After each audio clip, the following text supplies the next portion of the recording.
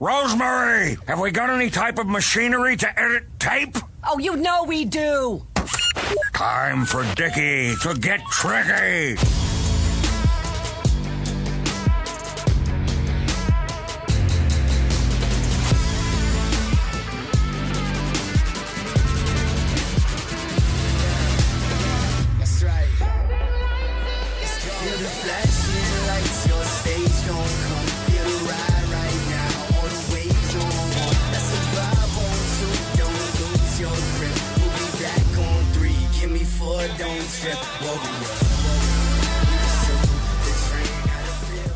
Hey everybody, and welcome back to What the Hell Happened to Them? Julia Roberts carries us forth. That's right, we're back in her flock. I am your host, Patrick Skeyhill, and joining me on the line is Steve. Steve? Oh, I'm sorry, you don't sound like Steve at all. What happened to Steve? No. Who are you? I'm Joe. Oh, that's right. I don't know why I thought your name was Steve. That's a classic grandparent move. Hey, Jeffrey, Sue, Domino, Steve, Joe. You have such a nice, eclectically named family. Such interesting names. My sister got that from my grandma all the time. She would be called what my grandma's daughters were named, and she's like, it's not that. Yes, it is none of those. Go a generation lower. Thank you. We also have on the audio boards Lev Van Rensselaer reminding me to remind you that you can email the cast at whathappenedtothemcast@gmail.com. And Joe, speaking of, we have an email about a topic we discussed last week. What? Okay.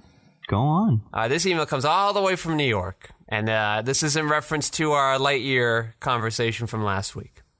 Oh, they must have liked the beginning of this episode already. Okay, so Lightyear is the movie that Buzz Lightyear the toy is based on. It's a fictional movie in our world, but a real movie in the Toy Story world. So there is a fictional actor playing Buzz Lightyear who is a character, not a real person. Andy got the toy in 1995, but the movie Lightyear came out in 1986, and Andy's toy of Buzz Lightyear isn't based directly on that movie, but rather an animated show based on the movie.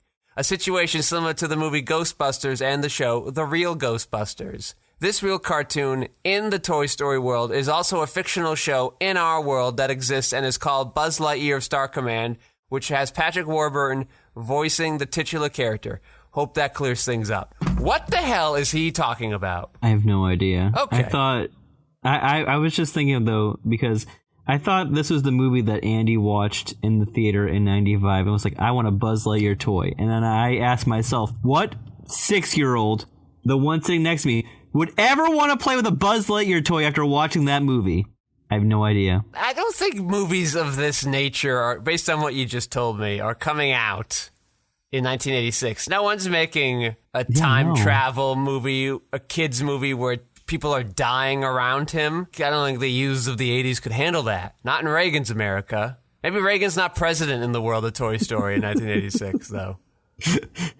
I don't know who the movie is for. It's not for kids. Yeah. It's not even that colorful. I don't... Older kids? Not my kids. My kids are too young for this, and that's 2 to 6. Yeah, I don't know. I didn't see it. Don't want to see it. I'm okay. You're fine. And also, it'll be on Disney Plus in like 2 months, so like what's the incentive to go to the theater for these fucking things anymore? Disney has really pigeonholed themselves into, hey, we don't like the theater either. Use our service. They're going to have to boost that thing up like Netflix did. It's, they're dummies. They should not be putting these movies out so quickly on their service. Top Gun is going to outgross Doctor Strange, and Doctor Strange is already on Disney Plus now. There is no incentive to go back to the theater to see that movie, even if you loved it as much as you want. Right? What's the point? Top Gun, no, that's not coming to any streaming service anytime soon. Tom Cruise has got a stranglehold on that. Yeah, the subscription model's so odd. Because on the one hand, the studio only gets half the revenue from that movie ticket. But on the other hand, you could be getting 5 tickets in that span of a monthly subscription fee, you know? I don't know what numbers they're doing there. Disney has the advantage, though, where it doesn't have to make money on its media property. Because it can gouge you with its ancillary markets. Yeah, right. So much Doctor Strange, Spider-Man crap must be in Target and Walmarts and blah blah blah. People just buying the shit out of that. I don't know. The subscription, when Netflix was spending millions of dollars on their TV shows, I'm just like, well, how are you going to bring that? The thought in my mind was, is this going to bring that many more subscribers, this one media property? And I just can't imagine that's sustainable. Disney's weird. Disney has a lot of money. It can hemorrhage. It still is growing a subscriber base. But you know what? These movies aren't cheap.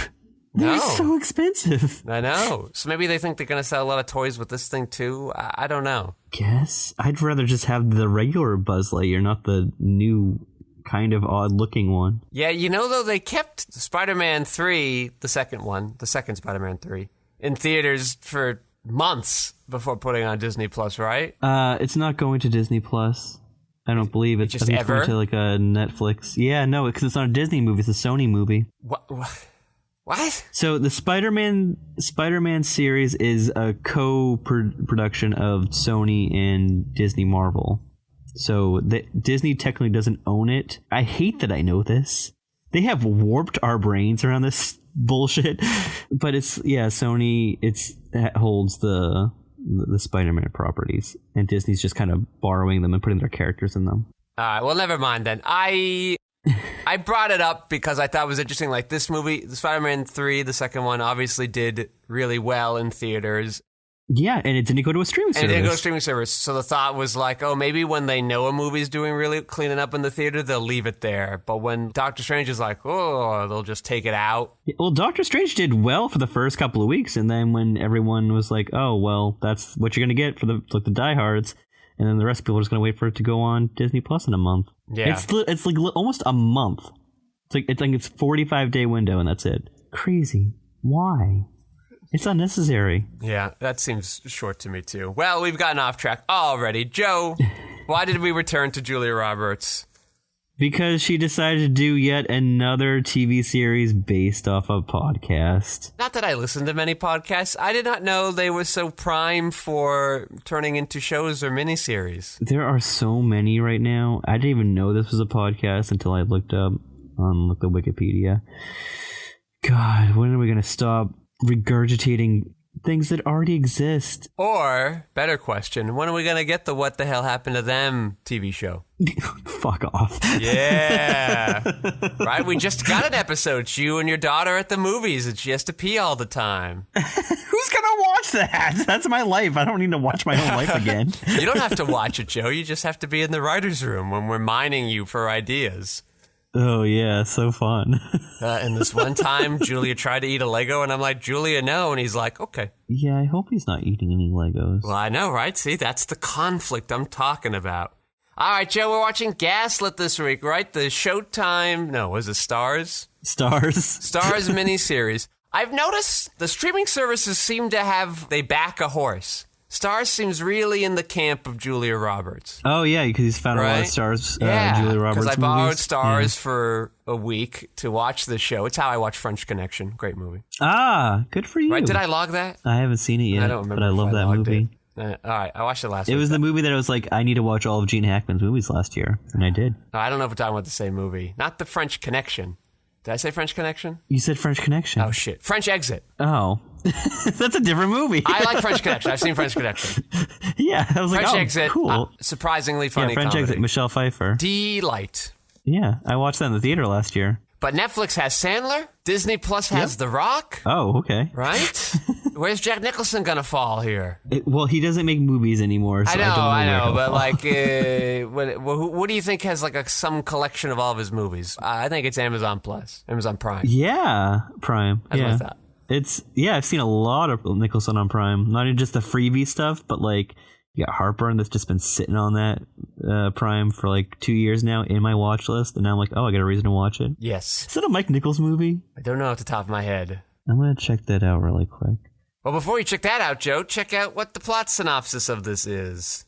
Oh, I got it. I got it right here. Hold on. First of all, a modern take. How is this a modern take? Well, it happened now. 70s. We made it now. It's modern. It's modern now. They'll have to change that review in 10 years, but for now, it's accurate. Yeah, I feel like that's just someone who didn't word it correctly. Anyways, on the 1970s political Watergate scandal centering on untold stories and forgotten characters of the time. Who's the one that's forgotten? I know most of these characters because No one knows who Julia Roberts' character is. Martha Mitchell? Yeah. She's has a bestseller, and the way they frame the ending, she's like, how could you not know who she is? And I'm like... Well, I think that's the goal, is just like, yeah, and we forgot about her. She got lost when all the men shuffle. Can you believe, though? Well, I'm just going to go right into this. They wait till the second episode to do the actual Watergate thing? This doesn't surprise me, right? Because a lot of this felt like it was borrowing directly from the Netflix paradigm, right? Yep. Their seasonal arcs have leaked out. And then my thought is, did they go to Netflix first? And Netflix went, you know what? No. And they're like, really? You said no? Yeah, I'm gonna look up some stuff for this. I was not at all surprised it took 2 episodes to actually begin, because that's what happens on Netflix, which I find odd because Netflix is all about binging. So it seems weird you would want your show to start an episode 3. It's an odd way to get people to start binging. I don't know who he was supposed to play, but Armie Hammer was originally cast in the lead role for this miniseries. The lead role. He dropped out. Who counts as the lead role in this? I would have probably said he was the Dan Stevens role. Oh, that makes the most sense. You know what? I buy that. Mm-hmm. Yeah, but he dropped out due to a public scandal regarding rape allegations. When did the rape happen? I thought we were still on the cannibal thing. Yeah, I thought it was cannibal too, but this is I'm just reading what I'm seeing. So I had also watched All the President's Men and Dick. Oh, you did? You got around to that. I got them both That's good, this week to flesh out my Watergate knowledge. And you know what, Joe? I think I might go down a rabbit hole here. Uh-huh. I might try to watch all the Watergate movies now. Me too. I've been doing compare it and by contrast. accident. This movie, unlike those other two, has a lot more focus on the former Attorney General that was the head of this committee to re-elect campaign, John Mitchell, played by Sean Penn, who, by the looks of it, has really let himself go. Well, it's makeup. Yeah, who wore fat, bald makeup better, Sean Penn or Colin Farrell? Colin Farrell. Okay. Because Colin Farrell, like, just totally he becomes that role.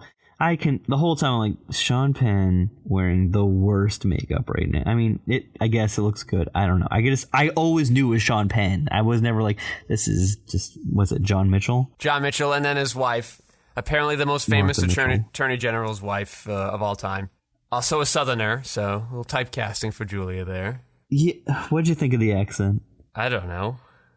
It's fine. It's fine, right? Right? Yeah, it's movie fine. It's like... They might actually talk... I'm not around enough Southern people to know what's real and what's movies. Yeah, I know. It's just so funny I can't because judge it. She's kind of got this thing where she is always asked to do a Southern accent in some movies, and then it's just like, she's a Southern woman. You think she would just be able to nail the accent? And it's every time it's like, I guess. Sure. Like they might all be caricatures down there. I don't know. I don't want to judge. Let me tell you something. There's one guy in this whole thing that stood out to me, and I think you might agree, hopefully. His name is Shea Wiggum. He played G. Gordon Liddy. I thought he was phenomenal. Hey, didn't we see him in the other podcast, Julia Roberts miniseries? Yes. He was like the dejected FBI guy there. Yeah, he was just some like loser. Yeah, that's really the standout turn. Like obviously the G. Gordon Liddy role's so hammy anyway, like you could really show off in it. But the fact that he did that I've seen him do that, and I've seen him do dejected loser cop, and and I believe both of them so well, is what is the most inspiring about the performance. Is that he can go into both so hard, so easily. I'm impressed. Yeah, I mean, I really enjoyed him. He was like my favorite part of the whole show. I thought Dan Stevens was just kind of like, I usually like him a lot. I thought he was pretty And Dan Stevens is this John Dean guy. John Dean. Played by Jim Brewer in the Dick movie. Yes. That movie was... If there was ever a role fit for Jim Brewer, it was special counsel for the president. Yeah, Will Ferrell plays Bob Woodward, right? Woodward, who makes a little brief appearance in Gaslit at the very end. Yeah. In the background, she's like, who's that? And he goes, oh, that's just Bob Woodward. Nice But, jab like, there. I don't know if anyone else played Bob Woodward in the time between All the President's Men and Dick, but just going from Robert Redford to Will Ferrell is very funny in my eyes. What's crazy about All the President's Men, sorry to get distracted, listeners, is that it came out 2 years after Richard Nixon resigned. 2! That's insane! Yeah, it's pretty crazy. Also, that movie just stops. Yeah. They go. All the President's Men goes and goes, and then Bob Woodward's like, "Deep Throat, cut the shit. Just tell me what the fucking things are." And he's like, "Okay, here are the things." And then there's like 10 minutes of them typing on typewriters. The end. Yep. And they're like, "We caught up to history. We're still in it." Yeah, we don't. Did you have any standouts in this? Shea Wiggum, obviously great. And then some odd casting choices. Not odd in that it was bad, but that I was surprised they went here. Our buddy Hamish Linklater Yes. as Magruder.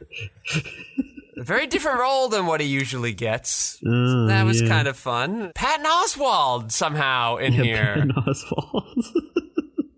As Ehrlichman or one of those top guys. Not sure why he's here. And, Coulson. Yeah. Coulson, yes, thank you. Oh, I've never heard of this actress before, so I don't want... I guess she was in Till Death. Have you heard of that show? Yep, I saw that show, actually. Yep, with Brad Garrett. And for 2 years, the guy from... not the guy that we're all thinking of from American Pie, the boring one. And then Gilbert Gottfried appeared in there every couple of years, too. Wait, who's the guy from American Pie? There's Jason Jason Biggs, but then there's like another guy that sleeps with Stifler's mom. That's the guy that was in Till Death. Oh, no one knows his name. Eddie something. Yeah. Till Death was weird because it was about him and his wife moving next door, and they're like newlyweds, and they move next door to this older couple that's been together for like 20 years, 30 years or something. And so it's like they learn about marriage from the older couple. That's Brad Garrett. Okay. But then the show kind of shifts, and it becomes more about Brad Garrett. And then at some point, they don't even deal with the American Pie marriage anymore. Like, after 2 years, they're just gone. They don't move away. They're just not in the show anymore. And then, like, Brad Garrett's daughter moves back in, and his hippie boyfriend that thinks they're in a TV show. And there you go. Yeah. Only reason why I brought up Till Death is because this actress was, that was her notable role. Kat Foster. She played Barbara Walters in this Gaslit miniseries. Oh, for 5 seconds? I thought she was awful. Truly some of the worst acting I've seen. I'm like, is this supposed to be an impression? I thought she was terrible. I'm sorry. I'm not trying to be mean. Barbara Walters is still alive with us today. Really? 92 Is she still years newsing? old. She can't still be newsing. I don't think so. I think she looks like she stopped in 2014 on The View. 2004 on 2020. The Today Show, 62 to 76. And then is Britta from Community's sister in this movie or some relation? Are you saying Betty Gilpin? Is that what Betty you're talking Gilpin, about? who plays Modine. Yeah. Was she Britta's sister? Are you just saying that because they look similar? They have the same last name, don't they? Gillian Jacobs and Betty Gilpin? Wait. Oh, hold on. I'm wrong. I'm thinking, of course, of Perry Gilpin from Frasier. Hey, baby, I hear the blues are calling. Tossed salads and scrambled eggs. Here we go again. Add it to the list. Is she related to Perry Gilpin? No. I don't Why think not? so. They could be cousins. I don't think so. It would have said that. I think they just have the same last name, and that's about it. That's the end of it. Oh, you know why? Because Perry Gilpin was not born Perry Gilpin. She was born Perry K. Oldham. Might have married into the Gilpins. She's only 61. Looking good, Perry. Looking good. There was also, in All the President's Men, Frasier alumni in there. Was it John Mahoney? John McMartin. Oh. Who was just like one of the guys in the news conference room in All the President's Men. But in Frasier, in the first season, Frasier's up for a CB, which is the Seattle Radio Awards. And he's up against John McMartin. John McMartin, who's been nominated all the time but never won. And then Frasier feels kind of bad that he might lose again. There's some Frasier for you. All right. Well, I'm just going to try to give a whole summary or like a setup for this show. So the series is about the Watergate scandal and focuses on several untold stories, including Richard Nixon's subordinates, deranged zealots, and the whistleblowers who would eventually bring the whole enterprise crashing down. The story centers on Martha Mitchell, a celebrity Arkansan socialite and wife to Nixon's loyal Attorney General John N. Mitchell. Despite her party affiliation, she is the first person to publicly sound the alarm on Nixon's involvement in Watergate, causing both the presidency and her personal life to unravel. As Attorney General, Mitchell is forced to choose between Martha and the president. Who does he choose? The president. Spoilers. I mean, spoilers for history. I love that. Who do you think wore it better? Julia Roberts' smoking Bo Peep daughter or Colin Farrell's hefty ginger son? Oh, the hefty ginger son. Yeah. God, I can't believe I forgot about that. Yeah. That was the best part of season 2. Yeah. So we're obviously talking about True Detective there. I actually really enjoed this miniseries, Joe. That's incredible. And I didn't for like an episode and a half. And then all of a sudden, I started rolling with it, gelling with it. And then I watched the Dick and All the President's Men, and I appreciated it all the more. Oh. One, I feel like if you want a primer on Watergate, this gives you all the people you need to know. Yeah. Because the names come so fast and furious in those other 2 movies, I wouldn't be able to keep up. That's true. I mean, I watched it backwards because I watched those 2 movies before I saw those. Okay. So I was like, oh. I feel like I have the exact right amount of context to go into any other movie about Watergate now. Yeah, no, definitely. Like, I'm ready to go. And then what's crazy about that is we get it from such this off angle. Like, Mitchell is not an important character in either of those movies at all, right? The John Dean character is in at least one of them, and that kind of makes sense because he's the one who has to flip officially. Yep. And I get what, Martha Mitchell's the woman. So, there aren't many movies about that I could see. Right? And you do bring up, Joe, they talk about her having a bestseller at the end, but then they also say, like, a couple years after that, like, everybody just forgot about her. Which is basically how most bestsellers go. Yeah, she had a disease that she was dying from. Did they say which disease she had? I think they did. No, they didn't. But there's something's going wrong where, like, improper materials are entering her brain. But also she has this family history of insanity. And that's one of the things I like about it, right? The show's dealing with Nixon, and this big theme is the falling of false heroes or the revelation of false heroes. And so, obviously, on the Nixon front, we all know that. We're all there. At the end of episode 4, beginning of episode 5, like, that's where a high point of a movie would go, right? That's the end, that's the middle of your second act. That's the halfway point of your movie. And that's where the character, like, overcomes this big ordeal. So Julia Roberts has survived her pseudo-kidnapping and has no longer afraid of the world, has put herself out there and is going on this press tour and this great opening sequence where she's just tearing down Nixon and all that stuff. And we're like, she's on top, and the biographer's like, you go get her, Martha. And we're all like that too, because we're like, yeah, take that asshole down. And then like 2 episodes later, an episode and a half later, we find out that she's an alcoholic and that she's not a good mother and that she's been lying to the press too. So we kind of live that Nixon moment. Like we can't go back and imagine what it's like to assume that the president isn't doing the right thing all the time. That world is long gone. You hear now that, President Biden wanted to bug the Republicans to help with an election he didn't need help with. We're like, oh, yeah, that's the worst thing he's done? Great, I'll sign up for that all day. Awesome.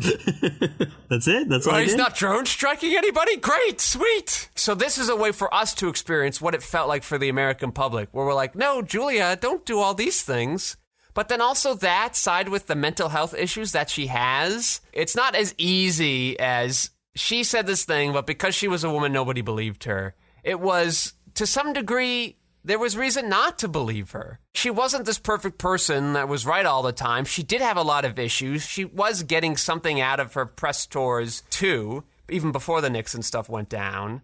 She was on, like, a game show at the beginning of this series. Yeah. And so, aside from that, all the Watergate burglars look like a bunch of idiots by the end of it. Even the cops look like dummies throughout the show when we're supposed to be on their side, too. The security guard is just like some dude that everybody's, like, treating him like, so cool, you took down Nixon, right? Tell us about your political stances now. And he's like, I don't know, I just need to work to eat. And I miss my cat. Oh, yeah. All these people that history builds up is just bringing us down. Like, everybody's a human here. And I think that is a very interesting... All the President's Men just feels like Spotlight, but like way better directed. Like an actual director is making that movie, but the script is on the level of Spotlight. It isn't anything it's trying to say specifically. It's just like, here you go. Here's your news report that's dramatized by successful, attractive actors. Gaslit wants to do something. And I can appreciate that. The directing, I think, sometimes is over-directed. We have these weird moving things, shots moving too fast when you don't need to, like when he's opening an envelope. I don't need that there. Yeah. We're like looking at a bug, looking at a cockroach, a dead bug, as they're climbing up the stairs to bug the Democrat headquarters building. Yeah. Okay, great. We got There's Liddy screaming at a rat when the rat's screaming back at him. We're like, okay, I get it. He's a rat. Yeah. Great. Yeah, but even Liddy, that we think is a total psychopath throughout this show, right at the end, he could kill the John Dean. He's like, I'm not going to kill you, though, because I ate the rats instead. But then it turns out he still has the rats, and they're like his pets now, and he likes them. Yeah. Expectations have subverted all over the place. I think the acting overall is pretty good, even Sean Penn. Yeah, he is fine. Right, and that character, around episode 5, too, we do kind of start siding, or maybe it was 6, we do kind of start siding with him when all of the White House people, they bring him into the room, and he realizes that the room is bugged. And then all of a sudden we're like, yeah, you go fucking get him, Mitchell. Fuck those guys over. And we have no reason to like him until we know he's lying. We know he did set up those guys to, like, keep her hostage in her house. Even at the end, he's lying to his daughter, but there are moments where we're like, go fuck him up, Mitchell. Go get him. It was just kind of hard because he pretty much sicked that bodyguard on his wife. Yeah. At the beginning of the series. And you're like, oh. Right, so, and we're clearly not set up to like him because at the first time we see him, he's like, okay, here's how we're going to fuck over the Democrats. Yep. In the second half, after it's well established we don't want to like him, like we are able to find reasons to kind of be on his side. And even in that moment at the end of 7, where Julia Roberts is like, take me back, John Mitchell, we're like, I don't know whose side am I on here, and what do I want to happen? I don't think I want them together, but... Yeah, episode 7 ends in such a way that you're like, is this the end? This could have been the end of the series, but like, the nice little like epilogue they add to the last episode. Yeah, Julia Roberts goes to see her daughter for her birthday, which, by the way, is the only scene in the miniseries that helps it pass the Bechdel test. She goes with a lot of men, and a lot of talking about dick in this movie. So it was they never showed him though. Not not an actor portraying him. They did like TV spots, but yeah, which makes sense. I think it's a smart move not to cast him in this role in particular. Just like in All the President's Men, you don't want him stealing the show. You don't want people being like, "Does he look like Nixon? Is he acting like Nixon?" It's not about Nixon. Be way too focused on who's playing him. That's like the big and thing. It's not even about Nixon, right? It's about a culture that was bred in Washington at the time. Yeah. So in the birthday party, the mother's going there. She's going to see her daughter. Her daughter, who just doesn't like her, has picked the father over her. And we're like, why'd you do that, little Bo-Peep daughter? Then her mother shows up stoned to her birthday party at a public school. And we're like, okay, I kind of get it now. Yeah. And she wants to leave that other party that the daughter doesn't want to leave because like somebody's insulting her for going on a press tour against Nixon. She's like, okay, we're going to go because I'm uncomfortable now. It would have been so easy in 2022 to do this character, and Julia Roberts' character is just this perfect woman. Yep. And the society kept her down from speaking her truth. But it is a much more complex tapestry that's in there, and I appreciate that quite a bit. And I appreciate it was a lot of people just doing dumb things poorly. We're used to James Bond, and we're like, oh, when people are espionaging, like everybody looks sexy and everything's going so well and smoothly. And really, most people are just kind of buffoons. Or crazy people, in the case of Liddy. I like how in Dick they are like supposed to be sending a letter to this boy that she likes or something. Yeah. There's like some kind of like pop star that she likes. He's like, I gotta send this letter to him. So they like they tape the door. Yeah. so no one can, so they can get in. Hilarious. Just it's good. And John Hedaya plays Nixon in that movie. I just saw earlier Dan Hedaya. I just saw earlier that very day in Cheers as Carla's ex-husband, Nick Tortelli, who is one of the great characters in Cheers. And seeing him as Nixon, you're like, of course, this is perfect. I love this. Yeah, surprisingly fun movie, Dick. So this was produced by Sam Esmail. So yeah, just in podcast land, I guess. And so the incompetence is interesting, and that's an interesting thing to explore because so many things, not so many, but a few things had to go wrong for them to even have to pay for their incompetence. They had to bug the wrong phone the first time they were in because they got in and out clear with that. So they bugged the secretary's phone instead of the actual helpful phones. The cops had to show up not looking like cops. And as we saw in All the President's Men, there was a closer cop car with actual cops nearby. They just happened to be getting gas at that very moment. And so the hippie cops were sent instead. And the officer had to find that door taped twice. Twice the door had to be taped for him to think it was weird. Yeah. If any of those things happened, they bungle their way to success anyway. And they were doing all these other crazy shit too, and none of that mattered. It was just this, because their incompetence didn't catch up to them then. It was just this that then led to all the other crap, which is why everybody had to resign before the other crap came to light. Because the other crap was bad. Isn't it crazy? Like, I just thought it was crazy that John Dean got out in 4 months. That's it. Well, John Mitchell got out in like 18 months. Like, Gerald Ford just went on a pardoning tour for all those dudes. Fuck, to get the matter behind them. It's why Nixon never went on trial. I think it was part of the deal.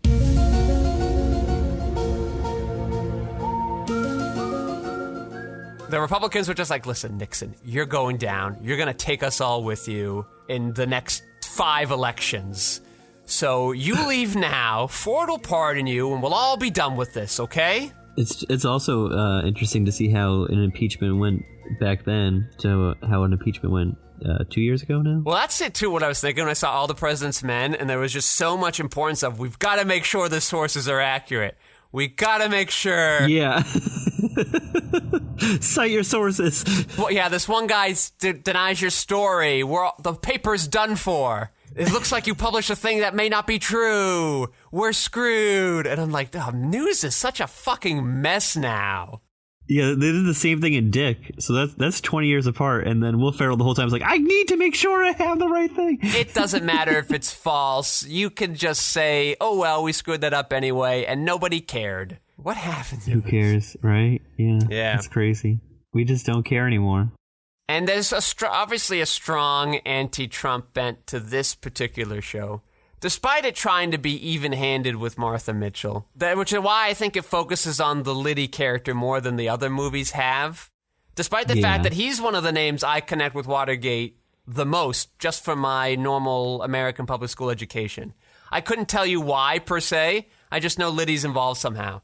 So he doesn't come up a lot in the other movies. He's a big deal here, and I think part of it is because in the 80s, he gets out of jail and gets his own far right-wing media talk show.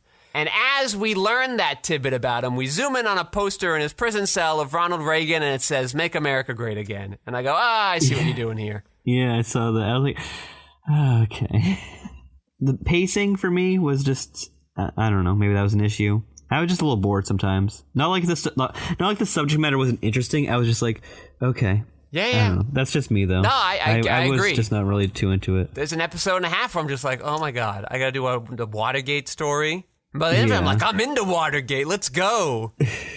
Mr. Geremini's got famous guest of the cast, Mr. Geremini, has got a project going where he's watching like every Titanic media property out there. When does he get to Jack and Rose? Has he already watched James Cameron? He's not going in order per se. He's just trying to watch them all as he finds them. There's a lot of obscure ones and an odd amount of German ones from the 40s. Huh. Yeah. A Night to Remember. That one wasn't German. I know it wasn't German, but that's the other one I've heard of. You're gonna do all the Watergate movies? I mean, there's not nearly as many as Titanic movies apparently. But yeah, there's like 10. I'm like, I could do 10.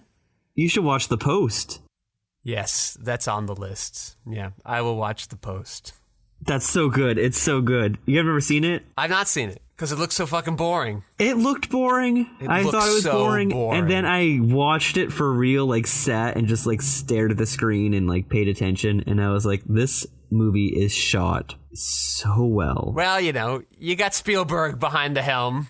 I'm sure he could do a good job. But it just looks so good. And then every actor is just like at the top of their games. They have Mr. Show reunion in that. They got Bob Odenkirk and David Cross in the same scene together. Yeah, it's weird. Okay, yeah, Mindy Project guy is in Gaslit. Yeah, Chris Messina. He's good in it. I like him. Yeah. Was he in Kimmy? I see him in like weird independent things, so it's interesting. Yeah, he shows up all the time. Yeah, that guy's everywhere. He was in that sci-fi movie, the You Die Tomorrow, something like that. You Die Tomorrow. Yeah, the Amy Semites directed film. Oh, yeah, I know what you're talking about. Yeah. He was in a Shyamalan film, wasn't he? Was he? Wasn't it that Devil film with the devil elevator or something? Was he in Devil? I've seen Devil once, like 10 years ago. I think I saw somebody watching it, and I was like, oh, hey, it's that guy. Yeah, Chris Messina was in She Dies Tomorrow, the Amy Simons movie. Yeah. Another crazy political movie called Argo. Oh, that's right. Yeah. He's in You've Got Mail. Yeah, I don't remember him from there, but that makes sense. Yeah, he is in Devil. Right, but even his character here, right, we're on his side for a while, and then all of a sudden at the end, he's just like, ugh, these Democrats just want to impeach Nixon for the political clout. And then we're like, wait, what? Chris, why? Why are you doing this? He's like, they can't even tie this to the president. And it's like, where have you been going? Oh, and of course, Joe, how could we forget? Drew Carey's brother is the head of the FBI here. Wait, what? Who's the Zodiac Killer, Joe? Oh, okay. I was like, I don't remember any Carey brothers in this. No. John Carroll Lynch, yeah. Yeah, he's great. Right, and he's the head of the FBI, and the first scene we see him in is he can't flip these effing burgers on his grill. Oh my God. That was good. No, you know what? That might be my favorite scene, when they just keep falling through the little, like... Yeah, and we're like, who the fuck's this schmuck? And all of a sudden, John Dean comes, he's like, hey, you're the head of the FBI, I need you to take care of this. And we're like, oh, this is gonna go fucking bad. He's the head of the FBI? What a He's like, do you want a burger? I'm like, I don't want any of those burgers. And then later on, he has to go to everybody, and he's like, hey, FBI agents, you're going to hear some stuff in the news about me, obstructing justice in this investigation. Just want to let you know, don't worry about that. Do you have any questions? And everybody's like, yes. And he goes, well, I'll answer them later. Goodbye. That guy is heading the FBI. I don't know. We talk about all the insidious stuff going on, and like these people are doing bad things, but they're just so stupid in how they do them. There isn't like this, I don't know, deep state people running the world. It's just a bunch of dumb people doing dumb things for dumb reasons. What also going into the Nixon theme is people making themselves out to be bigger than they are. And so you see that with Julia Roberts' father being like, this watch is from the King of England. And she knows her father's a crazy person. She still believed it. There was still a part of her that needed that to be true. And that got taken away from her. When the county guy is like, oh, hey, I got one of those too from this dollar store. And she gets mad at him, and she still doesn't want to believe it then. And then we get a similar type of story with the bodyguard, this minor character that's holding her hostage for all of episode 3. And then he goes home to his son, and he's like, hey, look at this watch from the King of It. That's a scene. You wouldn't get that in most shows, most miniseries. You wouldn't waste time on that guy. But it's so thematically strong to do that. That guy sees himself as the hero. That guy is making himself out to be bigger. He's not a bad guy to his son. Liddy is going to his children and being like, Hitler, not so bad of a guy. Yeah. Hitler, not so bad of a guy. Gee, Liddy says to his children. Fucking hell. He's got a picture of Hitler on the wall of his basement. He's got the mustache, kind of. He goes, cleans up his face, going. And I'm like, is he gonna... He shaves his head, he's doing the skinhead thing. Yeah. He's got Hitler in his basement. Like, what a weird world we're in here. I'm in for it. Let's go. I like this better than I liked Homecoming. Yeah, you're turning me around on it more. I think Esmail knows how to direct better than whoever directed this. This is Matt Ross. I think this script is way better. I think these characters way better. I think Homecoming, other than directing, I don't have a need to go back to. Narratively, you're already cashed. All the fun stuff out of the way. Directing, I would study you all day long. This movie, I would just watch to just see things I missed before, or just see some of these quirky characters again. John Dean's even right at the very end of the show where he's just like, we are Nixon. We built Nixon. And I think that's part of the Trump thing, too. Trump isn't anybody until he knew how to take advantage of the media better than Clinton did. And definitely better than Biden does. Because he just knew how to work the cameras. America media built. Even in his presidency, all the anti-Trump media built Trump. You galvanize those walls. We have a lot more power over our political figures than we realize, even on a media level. There's a lot to like in the show. There's a lot here to study. This is a well-written show. Yes, I agree. You know what? You're turning me around a lot. I like it a little more now. Thank you. I almost wish I could watch it again at the end of all the Watergate movies, but I'm not paying for stars. No thank you. It's $8.99. I've been paying for it. Well, I was hoping they were going to be now. like, would you like to stay on for another couple months for $1? Like what happened to you? And the best they could do was like $6.50. And I'm like, get out of here. Maybe you try it again in like 2 more months, Yeah. and then you quit the trial, and they're like, maybe for $1. I'd buy that for $1. Yeah. I'm looking at the Watergate movies. Yeah. So other movies, I will watch because I've been watching some Oliver Stone movies that I've been meaning to fill in. Nixon. You're gonna watch Nixon this year with Anthony Hopkins playing Nixon. Yeah, I think that would be good. 3 hours, 12 minutes. Oh, come on, Oliver It's like Stone. half of this miniseries. It's half the fucking miniseries. On the other hand, you have a nice, tight 90-minute drama starring a man who just passed away, Philip Baker Hall, called Secret Honor, directed by Robert Altman. Yes, I saw that in the list. I'm like, how has Joe seen this? He must have seen this. I have not seen it. It's been on my watch list for many Yeah, I didn't know Altman years now. did a Nixon film. Yeah, and it's, 10 years after the fact? Yeah. 1984? Yeah, a lot of these movies came out fast and quick. Like, people didn't even know who Deep Throat was yet. And they're just like, fuck, churn them out. Let's go. Speaking of, they have the Mark Feltz movie starring Liam Neeson and Diane Lane. Yeah. Another one, one I've seen from my guy, Ron Howard. You got Frost Nixon. Yeah, I actually did see that movie when it came out before I knew it was directed by Ron Howard, but it wasn't bad. Yeah, no, it's probably one of his better ones. Fine movie. I get some Bacon in there, too. Yeah, that's right. Kevin Bacon. I remember that. I have not seen that movie since And it Michael came out. Sheen from The Good Fight, Season 3. Did not know he was in that. Then there's some documentaries on there. Yeah, I won't watch the documentaries. It was interesting that Dick wanted to bring in Kissinger, but the other films didn't. And, it was weird that Liddy wasn't big in the other films, but these ones were. I would just like to see how all these characters are portrayed and which ones are viewed. In Dick, the chief of staff is a way bigger character than he is in Gaslit. Yep. I think it would be interesting to just see how these characters are portrayed, who portrays them. In All the President's Men, Frank Willis plays himself the bodyguard of the Watergate. Not the bodyguard, the regular security guard in Dick is just some fat white dude. Yep. Very interesting. All right.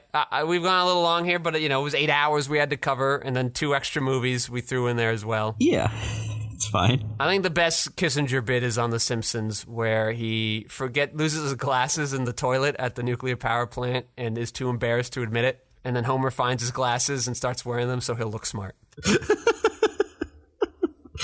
That is some funny. I key don't remember Simpsons humor right there.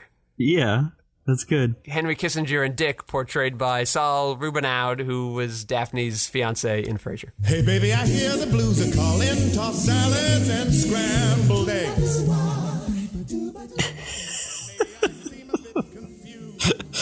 Hold on, is there anybody else that I liked in that movie? Because Harry enjoyed that Shearer movie. is in that film, but I have actually no idea who he looks like, so I was hoping he would sound like somebody, but then he didn't. Hey, did you think that Catherine Hahn was in that movie? Yeah. Anna Gasteyer was in there. Dave Foley was in there. Yeah, he's Bob Heidelman.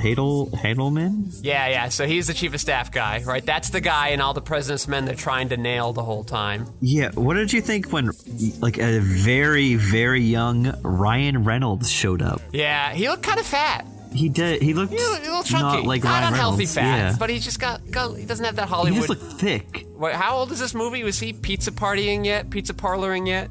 Yeah, that was definitely the first year Yeah. that was on. It was 98. Yeah, get out of here. Or 99? Bring back French what's Dude. it? I don't want this guy. 99. Get out of here. Yeah. Ted McGinley in there, second husband neighbor in Married with Children for 5 seconds, and he's an FBI guy dating the Michelle Williams' mother, but that never came to anything. That never mattered. Harry Shearer plays G. Gordon Liddy. Did you say that earlier? Really? Oh think yeah, you said there he is, Harry- right there. Yeah. That's what he looks like. Okay, yeah, he was in it for 5 seconds. Yeah. He's just done so many Simpsons things. Who's the voice he usually plays on The Simpsons? All of them. All the voices. I know he plays all of them, but it's like it's a big one. He plays Mr. Burns, Waylon Smithers, Principal Skinner, Super Nintendo Chalmers. Super Nintendo. I just remember when I saw the Simpsons movie and they show the actor with like all the characters they play. That was like the biggest one. It's him and Hank Azaria that have pretty much the entire population of the Simpsons. Of Springfield, yeah. Dan Castellaneta's got a pretty good amount himself, and you can tell when it's him though. Usually, and then Nancy Cartwright is just Lisa. Yeah. Like even the Marge actress does the sisters and the mother too. Ned Flanders, Reverend Lovejoy, Dr. Hibbert, Lenny, Otto, the bus driver, Rainier Wolfcastle, Scratchy, Kang the alien, Dr. Marvin Monroe, Judge Schneider, Kent Brockman. My goodness. He's good. Very talented man. Yeah, very talented. He and Hank Azaria. Glad they both, I guess, were getting movies in the late 90s. Which movie would you rather be in, Dick or Godzilla 1998? Dick. Yeah, you're probably right. Really? What kind of question is that? But, like, would you want to be in 5 minutes of Dick or 2 hours of Godzilla? 5 minutes? Yeah. I'm in and out. I got paid. I don't sit on that set forever. Godzilla was like a notorious, like, miserable, like, shoot, right? Yeah. A lot of water. Yeah, happening. Roland Emmerich. CGI. Not one of my favorite directors. All right. Sorry for going along here. Thanks for hanging out with our Simpsons chat and random Frasier chat and a little bit of Cheers thrown in there too. Last looks. What are your last looks? I'm saying, Julia, don't do any more miniseries, please. I like when she does features, and she's got a feature coming out hopefully later this year. Yeah, why does Julia do this movie? I guess my fear was she wasn't getting movies anymore. Yeah, what was the last one she did? Ben is Back? Ben is Back, but that's like an indie film too, you know? Like that's not a big Hollywood film. That she liked the script or was willing to take more roles like that, or it was like getting her was a way to get that movie made because you got a big international star in there. So, would you say was Wonder? That's more of like a studio picture, right? Yeah, right. That's based off a bestseller book. It's a feel-good story. That's 2017. I know. I guess it doesn't feel like it's that long. 5 years. Yeah, 5 years. Where The Rock's got a movie coming out every 10 months. 6 months. Yeah. Yeah, and Crazy. she's way better of an actress and in way better movies than The Rock is. Oh my God! They've added more great people to the Sam Esmail movie that she's in. Yeah, she's just in Sam Esmail's pocket now. Well, that's the thing. Like, so would she be in this movie if Sam Esmail and her did not have a good relationship? I don't know if this gets made without her, right? Maybe. Her and Sean Penn are the big names in this. They're the Oscar winners. Yes. But even Sean Penn's stock is pretty down right now. Hers is like just kind of neutral. I mean, I'm not a big Sean Penn guy. I think this is one of the best things I've seen him in. My favorite thing that he's done was his one of his first movies, which was Fast Times. He's so good in that. Yes, of course. We will not take that away from him. But that's just him having He's fun really being good hippie at guy. it. I know he is. When he slaps his shoe against his skull and he's like, "That was my skull." Like, I mean, perfect. Yeah, why are we utilizing Sean Penn for his comedic timing anymore? What is it? What happened to that? Well, I mean, take a look at where he is right now. He's been yelling at a lot of people. Yeah, exactly. Like, let's do some counter casting here. Come on. We know he can do it. Yeah, he hasn't been canceled, right? I don't think so. He was just in this. He hasn't been canceled. Yeah, but like actors who got canceled still make. I just think the yelling at people gets old after a while. You're like, okay. Yeah. We get it. So my fear, I guess, is that she's probably going to mostly get podcasts. I think Sam Esmail is an executive producer on this one because he got Julia onto the podcast. Yeah. That's is like he hooked up Matt Ross with this. I just think like Hollywood's not going to cast her, so she's going to do weird indie films, which is awesome for me, and podcast TV shows. I think that's what's going to be it. So the Sam Esmail movie looks like it could be like sort of an indie movie, but I could be wrong just because of the people starring in it. So that movie has Julia Roberts, Mahershala Ali, Ethan Hawke, and Kevin Bacon. That feels pretty big. It does, but like compared to her other movie, which is Ticket to Paradise, which is supposed to come out this year, which is George Clooney, Julia Roberts, Billie Lourd, who is the daughter of Carrie Fisher, Caitlin Dever, And like that seems like a big movie. Those are rising stars. That's a Hollywood movie. Okay. Julia's kicking around still. Clooney and Roberts will play a divorced couple that teams up and travels to Bali to stop their daughter from making the same mistake they think they made 25 years ago. It's like Murder Mystery, but without the murder, and in India. It does sound like that. Yeah. Anyway, Julia Roberts, keep making stuff. You usually do a pretty good job of picking and being in them. So, Hollywood, pay attention to her. She's still your it girl. Hell yeah, I like that take. Yeah! She is. That's my take. Julia Roberts, you still got it. Well, thanks everybody for listening to this supersized episode. Thanks Lev Van Rensselaer for minding those audio boards and keeping us sound so slippery smooth. Thanks for Joe for this especially extended talk today. Oh, thank you. And I'm your host, Patrick Scale. You may find my features, documentaries, short films, video essays, animations, behind-the-scenes footage, and so much more at QuixoticUnited.com and presumably social media with a similar sounding name. Thank you all for listening. Joe, say goodnight. Good night.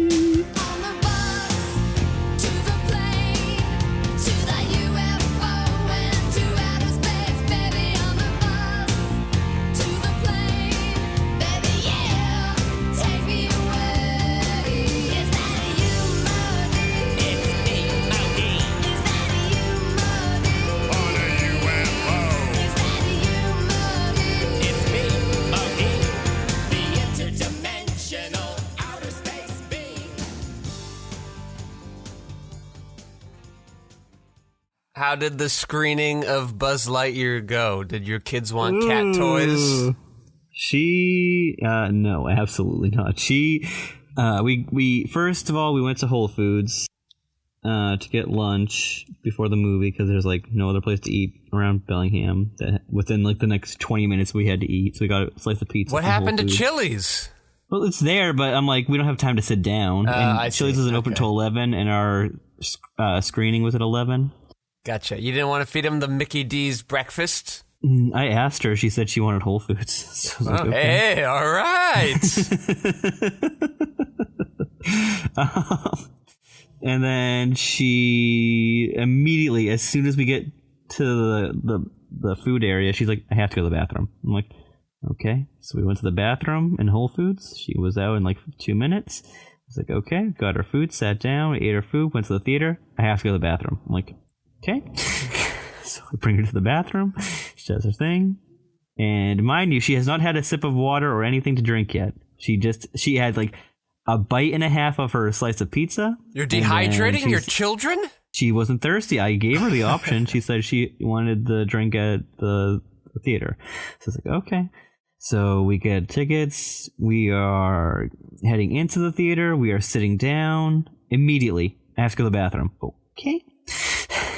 So we go to the bathroom again, and then the trailers are playing, and I'm like, before the trailers are over, I'm like, do you have to go to the bathroom again? She's like, no. I'm like, okay. The trailers finish. The movie is actually about, like, the real movie is about to start. I have to go to the bathroom. I'm like, Ellie, I don't even care about this movie, but like seriously, come on. We go to the bathroom. I miss the important. This movie is based on the Buzz Lightyear character, not the toy or something bullshit like that. And then we get back. It starts about 45 minutes in. I have to go to the bathroom. Okay. At this point, though, I got her a small icy. The small ices are not the small from our childhood. This is a like 64-ounce icy, and of course, so everything is undergoing inflation, but ices just exploded in size. Yeah, insane. Okay.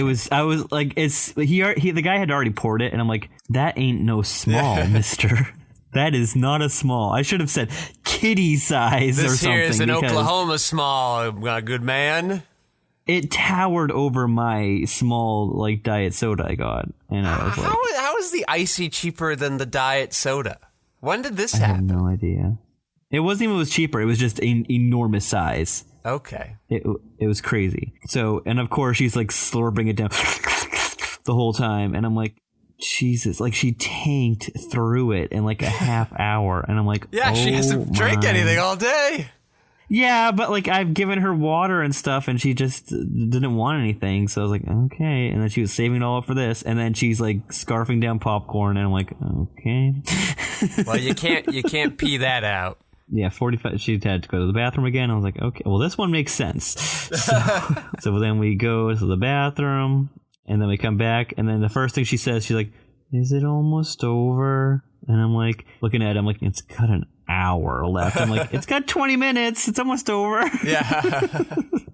And then she's like getting like frustrated, or just like she wants to get going. I'm like, do you want to get going? She's like, no, I want to finish the movie. And I'm like, okay. And then she's like, can I lay on you? And I'm like, because the seats recline, and I guess she's like as a bed. I'm like, no, you can sit in your chair, and I'm gonna sit in my chair. Like I'm just not comfortable with that. Like 5 minutes before the movie's ending, I'm like, oh, thank God, it's almost over. She's like, I have to go to the bathroom. I'm like, it's almost over. Can we just watch the ending?